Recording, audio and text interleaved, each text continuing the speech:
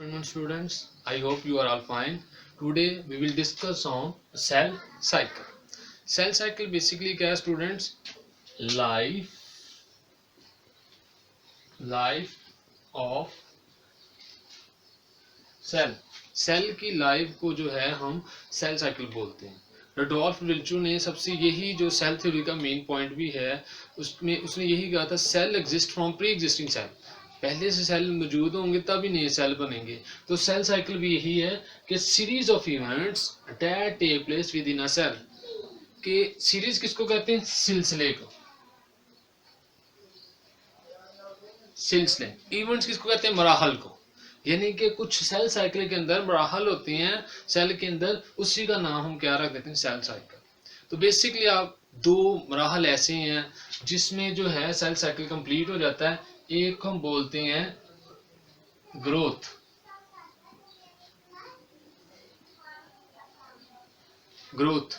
और दूसरा जो है उसको हम बोलते हैं डिवीजन. ये जो बेसिकली दो मराहल ऐसे हैं जिनमें सेल अपने आप को मुकम्मल तौर पे एक नए सेल में चला जाता है, अपना साइकिल मुकम्मल कर लेता है. ग्रोथ जो है उसमें सेल अपने आप को तैयार करता है डिवीजन के लिए. डिवीजन में डिवाइड होके दोबारा जो है वो पहली स्टेज में आ जाता है. जैसे ऐसे ही है कि आप जैसे अभी छोटे हैं, जवान होते हैं, जवान होने के बाद फिर आपकी औलाद हो जाती है, और फिर आपकी औलाद जो है वो जवान होती है, फिर उनकी आगे औलाद. इसी तरह सेल जो है वो पहले ग्रोथ करता है अपने आप को, फिर जो है वो डिवाइड होता है, डिवीजन करता है. तो बेसिकली जो सेल साइकिल के हैं दो प्रोसेस हैं, दो फेजेस हैं. ये एमसीक्यू आपने याद रखना है. एक जो प्रोसेस है उसको हम बोलते हैं इंटरफेज. फेज कहते हैं चेंज को,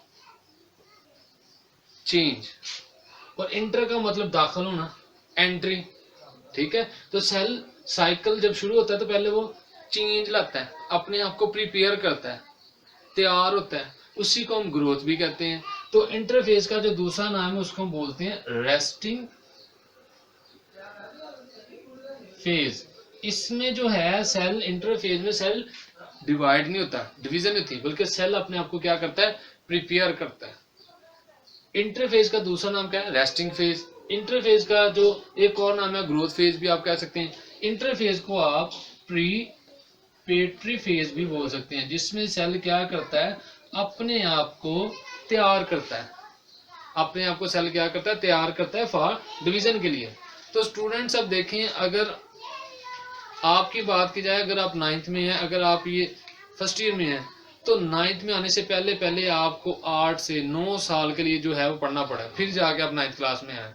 इसी तरह सेल जो अपना ज्यादातर वक्त जो है वो इंटरफेज में गुजारता है. एम फेज में तो बहुत कम वक्त लगता है. अगर हम ह्यूमन के सेल की बात करें तो ये देखें, मैं लिख रहा हूं इंटरफेज में जो सेल साइकिल है वो 23.30 हॉर्स. यानी कि अगर एक ह्यूमन सेल की बात करें, ह्यूमन सेल साइकिल जो है ह्यूमन सेल का वो होता है 24 हॉर्स का. उसमें जो ह्यूमन के सेल के 24 है उसमें 23.30 यानी कि 23 हार्ट्स और 30 सेकंड जो है सेल अपने आप को प्रिपेयर करता है, इंटरफेज में गुजारता है. और ओनली 30 सेकंड जो है डिवीजन में गुजारता है, जिसको हम क्या बोलते हैं? माइटोटिक फेज बोल सकते हैं. 30 सेकंड सिर्फ इसमें लगाएगा, यानी प्रिपरेशन के लिए वो ज्यादा टाइम लेता है, जबकि जब सेल ने डिवाइड होना है उसमें इतना टाइम नहीं लगता.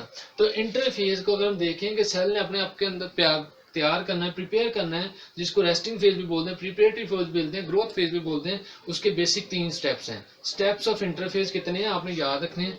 3 बेसिक स्टेप्स हैं. ये एमसीक्यू पेपर में आ सकता है कि इंटरफेज के कितने मराहल हैं? 3 है. कौन कौन से? गैप 1 फेज, जिसका दूसरा जो नाम है उसको हम बोलते हैं G1 phase. Synthesis phase. Synthesis phase में जो है सिंथेसिस फेज, इसको बोलते हैं S फेज भी बोलते हैं. गैप 2, इसका जो दूसरा नाम इसको G2 फेज भी बोलते हैं. इस वीडियो में सिर्फ आपको इंट्रोडक्शन देना है सेल साइकिल के बारे में, जबकि डिटेल में आपको अलग से जो इंटरफेस पे एक पूरी वीडियो, कैरियोकाइनेसिस पे पूरी वीडियो और साइटोकाइनेसिस पे पूरी वीडियो आपको इस लेक्चर्स के बाद आपको मिल जाएंगे. अब सेल जो है जब तैयार होता है इंटरफेज में, रेस्टिंग फेज में, तो 3 बुनियादी मराहल G1, S और G2 में जाता है। G1 में वो क्या करता है, अपना साइज इंक्रीज करता है। S फेज में अपने डीएनए को डबल करता है। फर्ज करें ये देखिए, ये डीएनए, ठीक है, इसको डुप्लीकेट कर लेगा, ये डुप्लीकेट कर लेगा। G2 में वो चीजें जो रिक्वायर होंगी डिवीजन के लिए वो भी बना लेता है। तो जैसे ही G2 फेज मुकम्मल होती है तो सेल जो है M फेज के लिए, यानी कि ये सारी तैयारी मुकम्मल हो गई है। जो M फेज है जिसको माइटोटिक फेज बोलते हैं, इसका नाम दूसरा कौन सा है, M फेज भी इसको बोलते हैं, M फेज, जिसको माइटोटिक फेज भी बोलते हैं। तो इसमें देखें मैंने पहले इंटरफेस के दौरान लिखा है 30 मिनट्स ये सिर्फ क्या करता है, अपने आप को कंप्लीट करने में लेता है, जिसमें सेल जो है मुकम्मल तौर पे डिवाइड हो जाता है। बेसिकली हम जो सारा जो पढ़ रहे हैं ये बेसिक टर्मिनोलॉजीज में, इसमें जो आपको वीडियो बता रहा हूँ ये बेसिक टर्मिनोलॉजी है। तो एम फेज या माइटोटिक फेज, इसमें कौन से बुनियादी स्टेप्स हैं, इसमें 2 हैं। एक है कैरियोकाइनेसिस, दूसरा है साइटोकाइनेसिस। कैरियो का मतलब होता है न्यूक्लियस, कैरियो किसको कहते हैं, न्यूक्लियस को, और काइनेसिस कहते हैं डिवीजन को, तकसीम को कहते हैं डिवीजन, काइनेसिस, और कैरियो कहते हैं न्यूक्लियस को। कैरियोकाइनेसिस का मतलब क्या होगा, डिवीजन ऑफ न्यूक्लियस। न्यूक्लियस की जो डिवीजन उसको बोलते हैं कैरियोकाइनेसिस, जबकि साइटोकाइनेसिस वही टर्मिनोलॉजी आप यूज करें। काइनेसिस मीन होता है डिवीजन, साइटो मीन सेल, जैसे साइटोलॉजी सेल बायोलॉजी, उसमें सेल्स की स्टडी करते हैं। तो इसमें जो है मुकम्मल तौर पे देखें इंटरफेज में सेल अपने आप को प्रिपेयर कर रहा है। आपकी जो है एम फेज के जो 2 बुनियादी मराहल है, कैरियोकाइनेसिस, साइटोकाइनेसिस। कैरियोकाइनेसिस में न्यूक्लियस की डिवीजन हो गई है, अब सिर्फ सेल की यानी कि साइटोप्लाज्म की डिवीजन रह गई है, तो इसमें वो भी कंप्लीट हो जाती है। तो आप कह सकते हैं साइटोकाइनेसिस क्या है, डिवीजन ऑफ साइटोप्लाज्म, जिसमें आपके जो नए सेल हैं वो क्या हो जाते हैं, बन जाते हैं। ठीक है, साइटोकाइनेसिस से पहले अगर हम बात करें कैरियोकाइनेसिस की, डिवीजन ऑफ न्यूक्लियस की, तो न्यूक्लियस जब तकसीम होता है उसमें बुनियादी मराहल है, मुख्तलिफ स्टेजेस से गुजरता है। तो सबसे पहले जो है ये आपने याद रखना, कैरियोकाइनेसिस के कितने स्टेप्स हैं, 4 स्टेप्स। कैरियोकाइनेसिस न्यूक्लियस की डिवीजन कितने स्टेप्स में मुकम्मल होती है, 4, जिसके मैंने नाम लिखे हुए हैं, prophase, metaphase, anaphase and telophase. ये 4 बुनियादी मराहल है।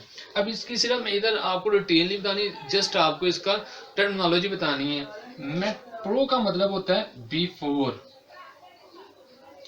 बिफोर या फर्स्ट आप इसको कह सकते हैं, और फेज कहते हैं चेंज को, यानी कि जब न्यूक्लियस की डिवीजन होनी है तो पहली चेंज कौन सी आनी है, और जितनी भी पहली चेंजेस जो आनी है वो सारी की सारी प्रोफेज में आ जाएंगी।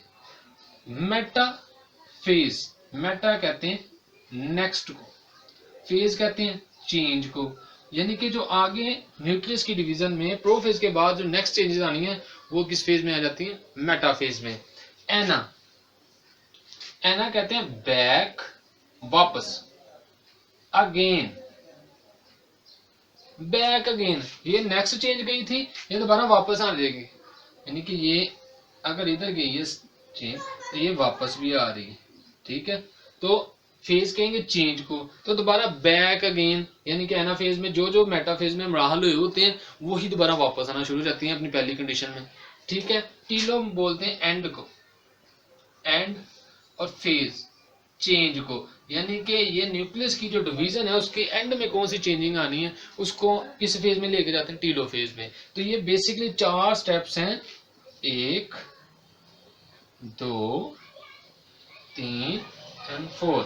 किसके 4 स्टेप्स हैं, कैरियोकाइनेसिस की। इधर सेल ने अपने आप को इंटरफेस में प्रिपेयर कर लिया था, न्यूक्लियस की डिवीजन भी कर ली है, अब रह गया साइटोकाइनेसिस जिसमें सेल की साइटोप्लाज्म की डिवीजन होनी है। तो स्टूडेंट साइटोकाइनेसिस में डिवीजन जो साइटोप्लाज्म की 2 मुख्तलिफ तरीकों में, प्लांट्स और एनिमल में डिफरेंट वे से होती है। प्लांट्स के अंदर जो है ये फ्रैगमोप्लास्ट, प्लांट्स के अंदर जो साइटोप्लाज्म की डिवीजन है वो होती है फ्रैगमोप्लास्ट से। जबकि एनिमल्स की अगर बात करें तो एनिमल्स के अंदर क्लीवेज फर्ज के जरिए जो है, क्लीवेज के जरिए जो है साइटोप्लाज्म की डिवीजन होती है। तो ये अब ओवरव्यू में देने लगा हूं, इसकी समरी बताने लगा हूं, तो ध्यान से आप सुन लें। सेल साइकिल बेसिकली क्या है, series of events that take place within a cell. Cell के अंदर जो बुनियादी स्टेप्स होते हैं तरतीब से चलते हैं। देखें ना, अब पहले ग्रोथ हुई है, फिर डिवीजन हुई है, इंटरफेज हुई है, फिर माइटोटिक फेज हुई है। इधर देखें G1 synthesis, gap 2 pro meta ana telo, फिर ये जो है एक तरतीब से इवेंट्स हो रहे हैं। ठीक है, तो इंटरफेज के कितने बुनियादी स्टेप्स हैं, 3 हैं। कैरियोकाइनेसिस के कितने बुनियादी स्टेप्स हैं, 4 हैं। साइटोकाइनेसिस कितनी वे से होती है, 2 वे से, प्लांट्स में और एनिमल में। ठीक है, डिफरेंट वे से। प्लांट्स में जो फ्रैगमोप्लास्ट है और एनिमल्स के अंदर क्लीवेज फॉर्क के जरिए। ठीक है, कैरियोकाइनेसिस कितने स्टेप्स हैं, 4 हैं, pro meta ana and telophase. तो स्टूडेंट सबसे पहला तो क्वेश्चन वही ये पूछ सकता है कि सेल साइकिल में जो है सेल कितनी फेजेस हैं, तो 2, इंटर और एम फेज, माइटोटिक फेज। ठीक है, तो इसी तरह इंटरफेज के कितने स्टेप्स हैं, कैरियोकाइनेसिस किसको बोलते हैं, साइटोकाइनेसिस किसको बोलते हैं, एनिमल्स में साइटोप्लाज्म की डिवीजन कैसे होती है। इस तरह डिफरेंट एंगल से वो आपसे क्वेश्चन पूछ सकता है। अगर आपको ये वीडियो पसंद आई है तो इसको जरूर लाइक और शेयर कीजिएगा, ताकि नेक्स्ट जो वीडियो मेरी अपलोड हो वो आप तक आसानी से पहुंच सके। बहुत शुक्रिया।